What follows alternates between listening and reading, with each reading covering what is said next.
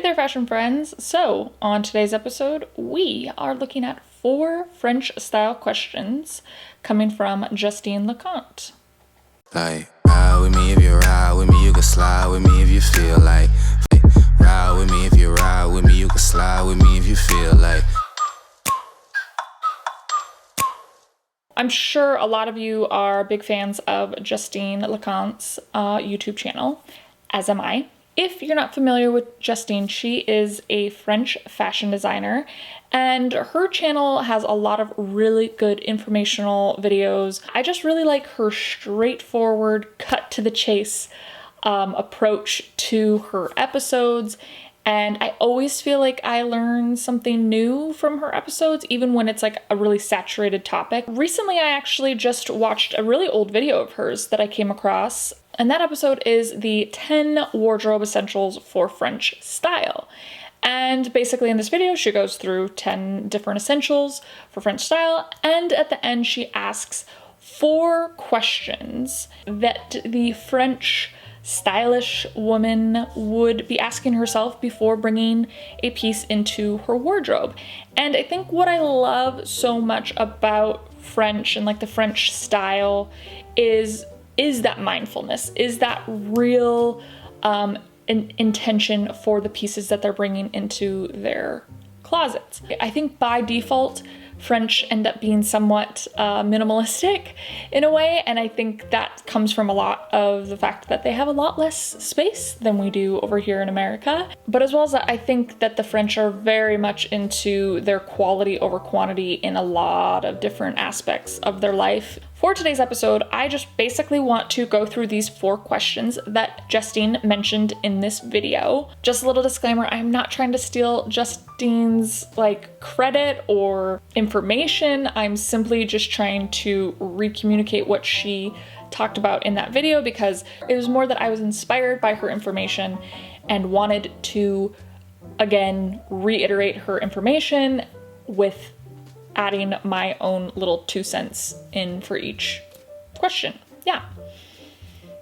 It's very similar to what I mention a lot in my episodes, but I just love the sort of straightforward guideline that each question has. Again, that's what I love about Justine. It's just her real cut to the chase approach. Okay, so question number 1 is, does this piece work with at least half of my wardrobe?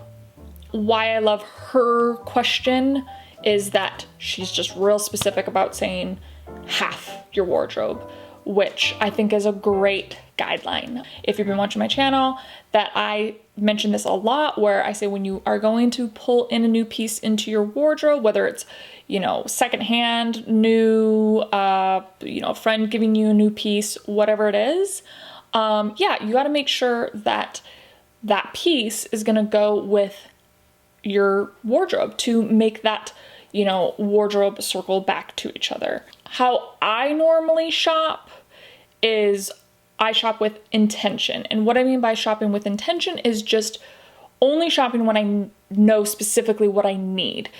So an example could be that, for a while, the only thing I was really looking for was a denim jacket. I didn't have a denim jacket, and I had to give away one of my very old jackets. So I needed to kind of replace that jacket anyways. So I knew that was what I wanted. So it made it really easy when I went into a store with a friend or my husband. I kind of just flick through for fun, but I never really truly looked. So it just helps with that sort of, want or need or that decision anxiety. If I didn't see a cool denim jacket to check out, I wasn't really bothered. You already know what piece will work with half or most of your wardrobe, and that is sort of the approach you can take is sort of a reverse to that. But I think if you are out and about and you've got some random pieces that you weren't really, if you weren't really thinking about getting, that is a perfect question to ask. Is this going to work with at least half of my wardrobe? Yeah. So Justine's question number 2.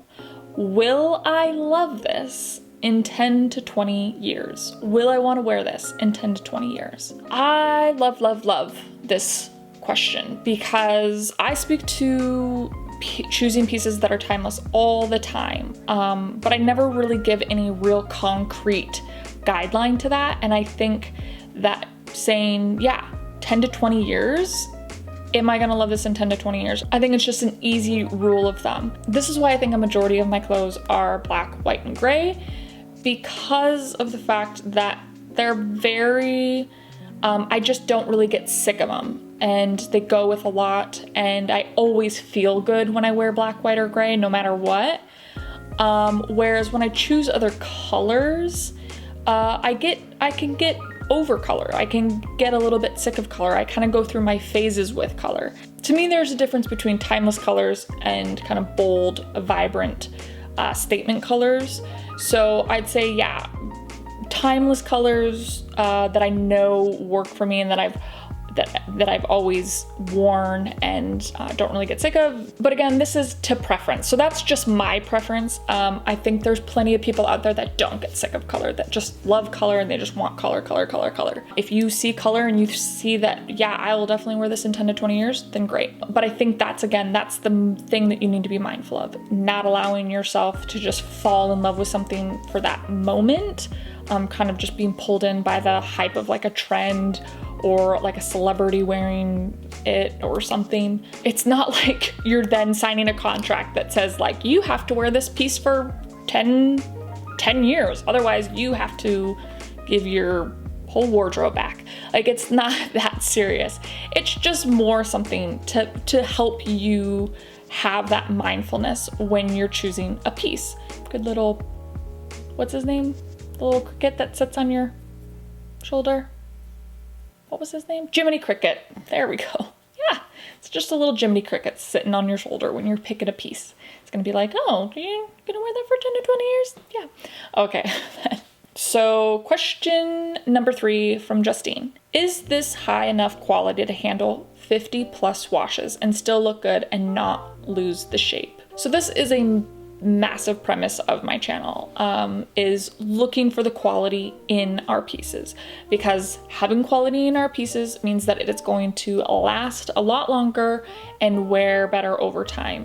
This is probably the most complex one because, yeah, like, what does quality mean? What sort of quality are we talking about? What she's speaking to and what the French are speaking to, they want things to be like an investment piece in their wardrobe. I would say too, like, the French are very well known for like heirloom pieces. Like, they want pieces that like they take great pride in, like having a jacket that their grandma wore, or, you know, if they buy a jacket, they want to know that that's got high enough quality that their grandchild might wear this jacket someday.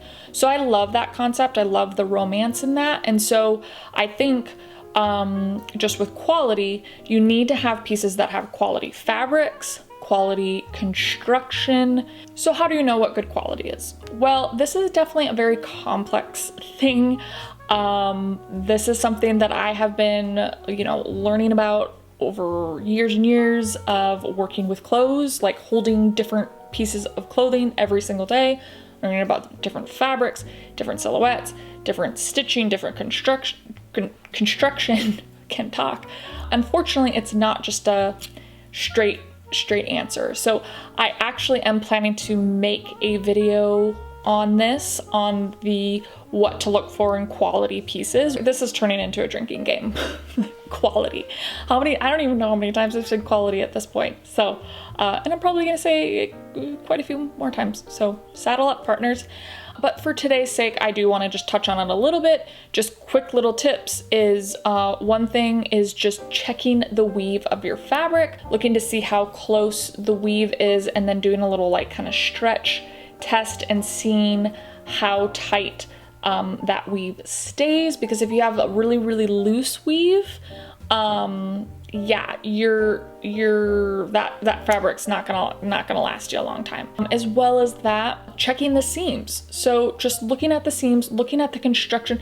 I mean, even somebody that's not into tailoring or sewing, that's never sewed a day in their life, you can look at a seam and kind of be like, huh, that looks a little bit suspect. Yeah, looking a little loosey-goosey there. And then as well as that, just pull on it. Pull on that seam. I mean, obviously you don't pull on it, but like, you know, pull on it in like a normal way, like how it would normally be pulled at, you know, just by moving and shaking through the day, you know?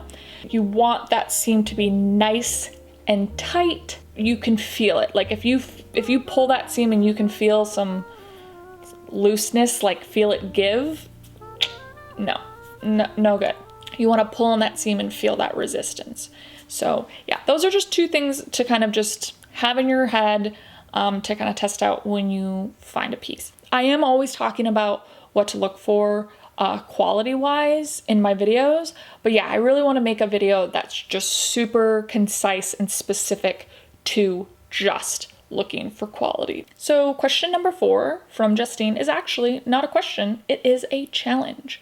Instead of buying it, walk away, go home, and wait 24 hours and see if you still want that piece. This is a great challenge to use to basically avoid impulse buying. But I get it. Like I come across pieces that I absolutely fall in love with. I become kind of like obsessed with it.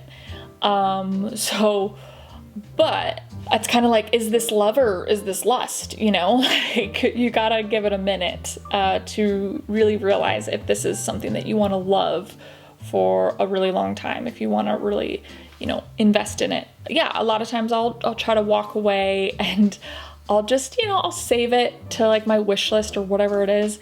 And I'll probably constantly, you know, check it out and go back to the website, maybe put it in the cart, maybe act like I was gonna buy it, kind of flirt with it a little bit, see if we have anything in common, you know, if we have any chemistry, if it makes me laugh. No. Oh gosh, what am I on today? But sometimes I'll do this for weeks. Yeah, this will go on for a long time. My sort of a teasing, flirting process. I know I'm obsessed with something when I just cannot get it out of my head. I just constantly am thinking about it and thinking about stuff I could wear it with. Then yeah, I'll usually give in.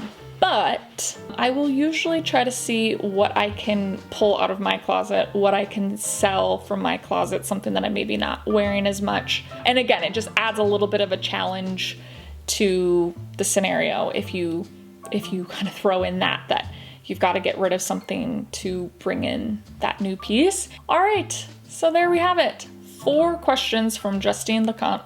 Yeah, I just always really appreciate her straightforward information. So definitely check the video out. I will list it down below. If you did find today's episode helpful, definitely go and like Justine's video, as well as that, like this video, comment on this video, share with your friends, and subscribe for future weekly episodes. If you are already subscribed, make sure to click the bell so that you are notified when I post my new episodes. All right. There you have it. Good deal. You have a beautiful, fantastic rest of your day. Make sure that you are staying healthy, staying safe, loving and supporting each other, even if we're not voting for the same people. Make sure that you are voting. At this point, hopefully you are registered and waiting for that ballot, or you probably already voted. So there we go. Happy voting. We'll definitely be chatting soon. Bye.